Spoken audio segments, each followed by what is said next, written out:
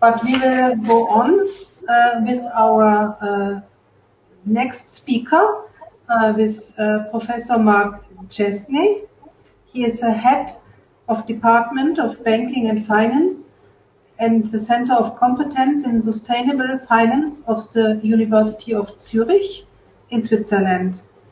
After having been Associate Dean of HEC Paris, author of The Permanent Crisis, The Financial Oligarchy and the Failure of Democracy, for many years he has been developing a critical analysis of the financial sector and its consequences to the real economy and on the hostage-taking of democracies.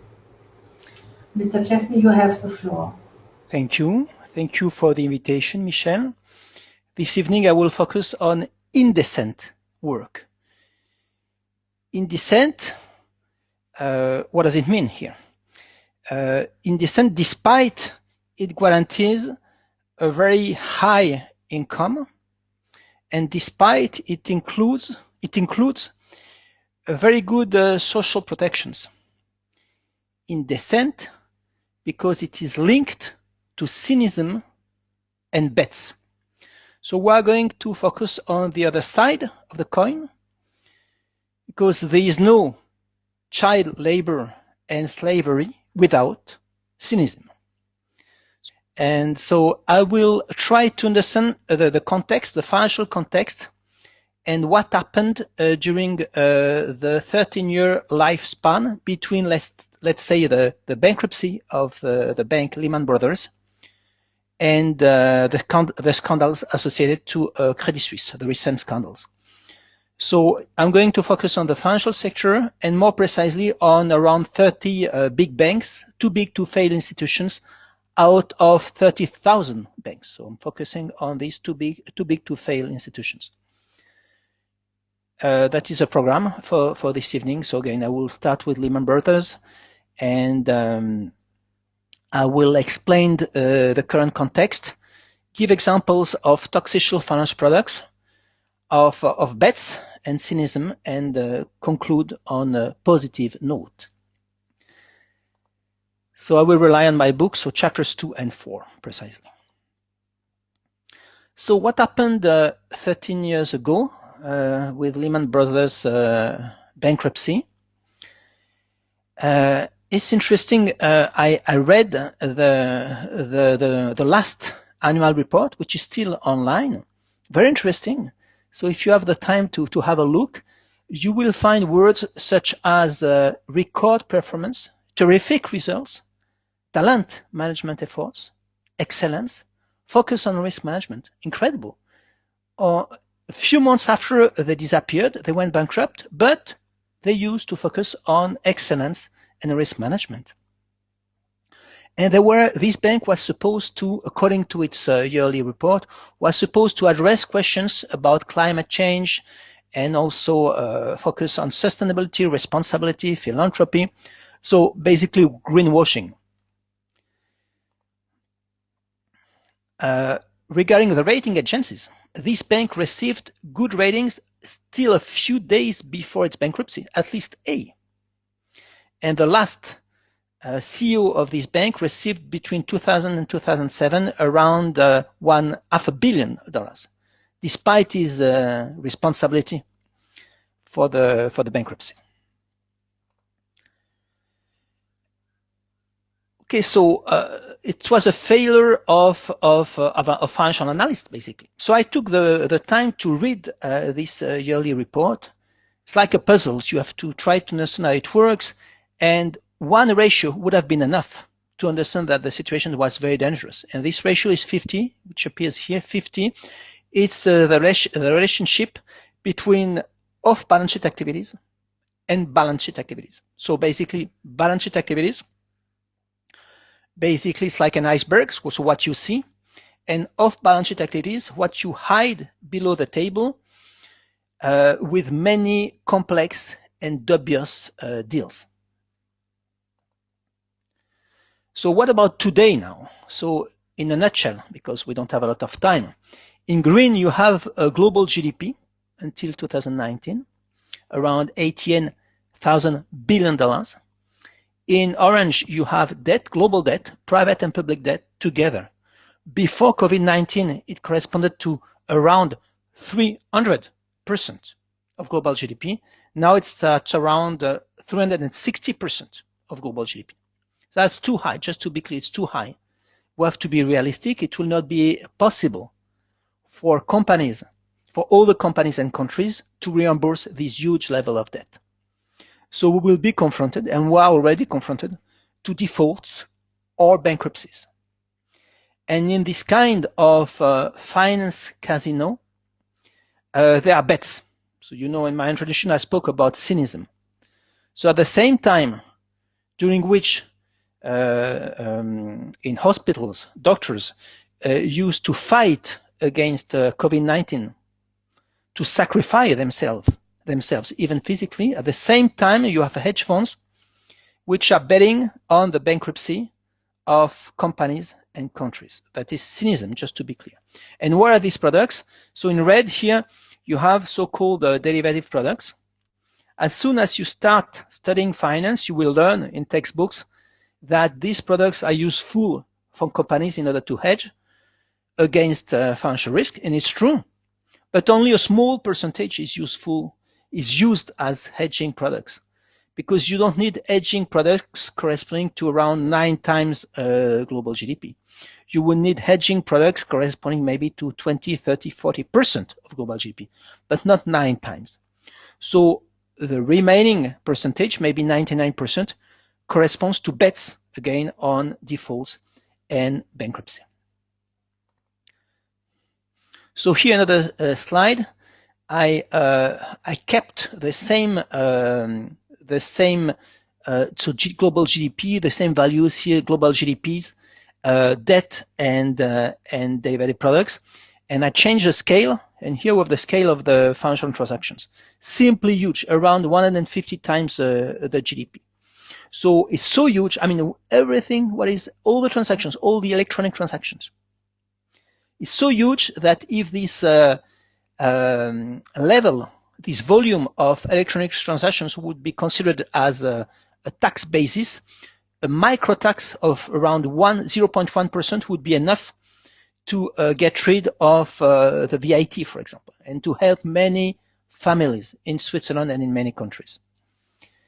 Okay, let me move forward with financial products, just to give you an idea in a nutshell.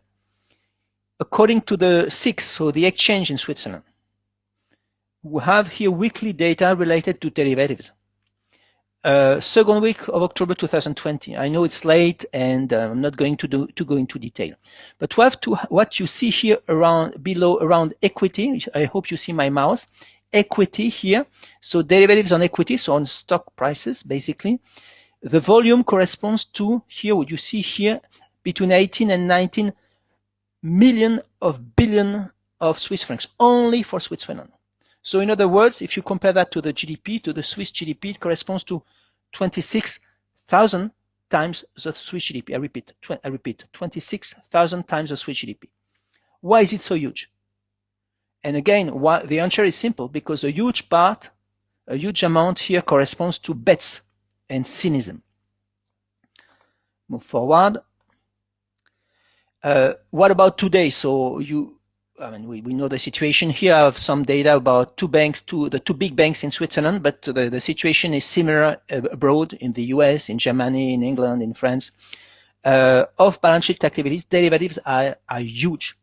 So they corresponded in 2019 for Credit Suisse to 26 times the size of the balance sheet, around 30 times the Swiss GDP for one bank. These bets correspond to 30 times the size of the country, and around 25% of global GDP. Similar for UBS, same kind of situations. So these bets represent 25% of world GDP and 30 times the size of Swiss GDP.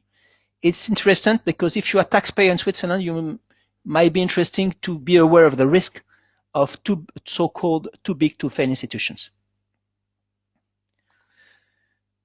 Now, what is new today? is a shadow banking sector. It existed 13 years ago, but now it's much stronger. So what does it mean? It means financial institutions without banking license. So for example, BlackRock is not a bank, but it's very strong, much stronger than 13 years ago. Now, talking about Credit Suisse, you know what happened a few weeks ago.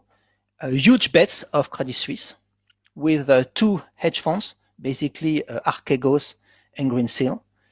The bets corresponded to around 50% of the capital of the bank, 50%. And so 20 billion Swiss francs, and 5 billion were lost. And it's not finished. So now, just to be concrete in the last minutes of my presentation, I would like to give an example of these bets which are off balance sheet. A CDS, a credit default swap. I presume most of you don't know what it is, so allow me to start from scratch and to explain what it is. If you Google, you will find this definition. A CDS is a derivative product that allows its owner to protect himself against the risk of default of a reference entity. So just to give you an example here, on this graph, you see a bank gives a loan to a company, an amount X, for example, 10 million Swiss francs. Between the company and an insurance company, you have always insurance contracts. And if this company here on the right-hand side is, let's say, a restaurant, a company linked to restaurants or hotels, tourism, let's assume it might be the case that the bank gave the loan, for example, here before COVID-19, and during COVID-19, the bank fears that the company might go bankrupt. So the bank will buy a CDS, a credit default swap, to the insurance company. So for example, if the company gives back only, let's say, 3 million instead of 10 million, the bank will activate its CDS. The CDS corresponds in my example to 10 million Swiss francs, and the bank will receive the difference, 7 million Swiss francs. So far so good. A CDS is useful. It's an insurance contract. Now, if you read if you dig deeper in Google, you will find this comment. It is not necessary to actually be exposed to the reference entity's risk in order to enter into a CDS contract. So I try to explain and to translate. It means that it is not necessary for a company to be exposed to risk in order to hedge. So what does it mean? If I don't own a car, why should I be allowed to buy a car insurance? So in this example, despite the fact I don't have a car, I would be allowed to buy a car insurance. Not on my car because I have no car, but maybe on the car of the neighbor because I know he drives poorly. He might have an accident. So given that nothing is regulated for CDS, for cars, obviously it's forbidden. Otherwise we would have many accidents. But here in this case, CDS, it's allowed. So if it would be allowed for cars, then I would have incentives maybe to identify the neighbor who drives very poorly, and to invite him before he drives to give him a glass of alcohol to make sure he will have an accident. And I will not buy only one so-called car insurance, but 10, 20, 100. It's not regulated. So here, again, for cars, it's forbidden, and it's good. For CDSs in the financial sector, it's still allowed today, 2021. So you have huge bets, again, on the bankruptcy of companies. And it creates a systemic risk. So at the end of the day, you know, in my example, the bank will buy, instead of buying one CDS on the company for 10 million Swiss francs, will buy maybe 10 CDSs on, so 10 times 10, 100 billion Swiss francs. Why? The bank is exposed only to a maximum risk of 10 billion Swiss francs, not 1 million. At the end of the day, the bank will make a huge profit if the company goes bankrupt. Finally, one of these companies might go bankrupt, and given that they are too big to fail, the taxpayer will pay the bill. By the way, it's not liberalism, it's something different, because the first principle of liberalism is very simple. If you engage in risky activities, you assume risks. And here it's not the case, given that the taxpayer assumes risks. The social impacts are huge. So here you have the income distribution. What do we see? Nothing, basically, because we have an horizontal line here for 99.99% of the population. And on the vertical axis here, you have the remaining 0.01%. And here I wrote regarding the income, not in million, but in billion dollars or Swiss francs. So Jeff Bezos, for example, Amazon, Jeff Bezos, on July 20th, received 13 billion, not million, 13 billion Swiss francs in one day. The first time in the history that one person was allowed to be richer of 13 billion dollars. It corresponds in one day to twice what 1.3 billion Africans received on the same day. It corresponds also to 10 times the value of the Castle of Versailles. 10 times, not in 50 years, as it was the case with the Castle of Versailles, in one day. So we have to be aware of that, of the other side of the coin. And we are confronted with a disconnection between the financial sector in red here and the real economy in green. So here you have stock prices for the biggest companies in the US in red, and the earnings of the same companies. And what you see here, simply a disconnection, which is due to what? To the monetary policy of central banks. They inject huge amount of money in the financial sector, hoping that the financial sector will give loans to the real economy. It's not really the case. And instead of observing really an inflation in the real economy, it might come, but today still quiet. We observe an inflation in the financial sector, meaning that stock prices keep increasing. Okay, now let's talk about decent work, and let me give you very precise examples of some traders. Mr. Jérôme Kerviel, who used to work for Société Générale in Paris, he went to jail because he was accused of a loss of 4.9 billion euros in 2007. And the police took his emails. Let me give you an example of what he wrote. In a trading room, the ideal modus operandi can be summed up in one phrase: knowing how to take the maximum risk to gain the bank the maximum money. In the name of such a rule, the most elementary principles of caution don't count for much. In the midst of the great banking orgy, traders have the same consideration as any average prostitute: the quick acknowledgement that today's paycheck was good. Example number 2, Mr. Touré, who used to work for Goldman Sachs, and the process was organized in New York against Goldman Sachs, who sold dubious product to its clients. The police took his emails again. I quote, "There is more and more leverage in the system, so more and more debt. The whole building might collapse at any time. When I think there was a little of me in the creation of this product, he means here derivatives, bets, the kind of thing you invent, saying to yourself, what about creating a machine that serves no purpose at all, that is totally conceptual and highly theoretical, and that nobody knows how to price? It is bad for the head to watch it implode in full flight. It is a little like Frankenstein turning against his inventor." Third example, Mr. Polk, a former trader who wrote various articles in the New York Times, and I quote, "Not only was I not helping to fix any problems in the world, but I was profiting from them. Cynism. In my last year on Wall Street, my bonus was $3.6 million. And I was angry because it wasn't big enough. I was 30 years old, had no children to raise, no debts to pay, no philanthropic goal in mind. I wanted more money for exactly the same reason an alcoholic needs another drink. I was addicted." So in a nutshell, three examples. The first one compares himself to a prostitute. The second one to Frankenstein. And the third one says he's addicted. Let me show you a last example, a former director of Goldman Sachs, who left his bank, and he explained why. "Today is my last day at Goldman Sachs. After almost 12 years at the firm, I believe I've worked here long enough to understand the trajectory of its culture, its people, and its identity.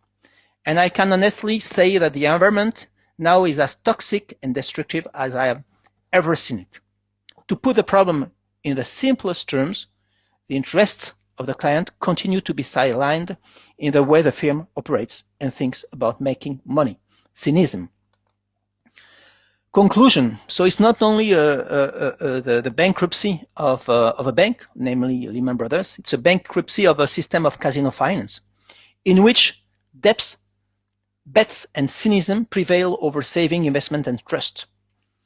This process plunges society into a permanent crisis. Too big to fail institutions, so big banks, around 30 big banks, and hedge funds, by the way, enjoy all sorts of advantages and guarantees, so state guarantees, basically, that contrast starkly with the liberal principles they proclaim. And last but not least, obviously there are solutions, because I want everybody to be able to sleep this evening. And I want to conclude on a positive note. I mean, there are many solutions. For example, in order to make sure there is no toxic financial products, a certification process would be useful. It is the case in most of the branches of the sectors: car industry, pharma industry. Why not in the financial industry?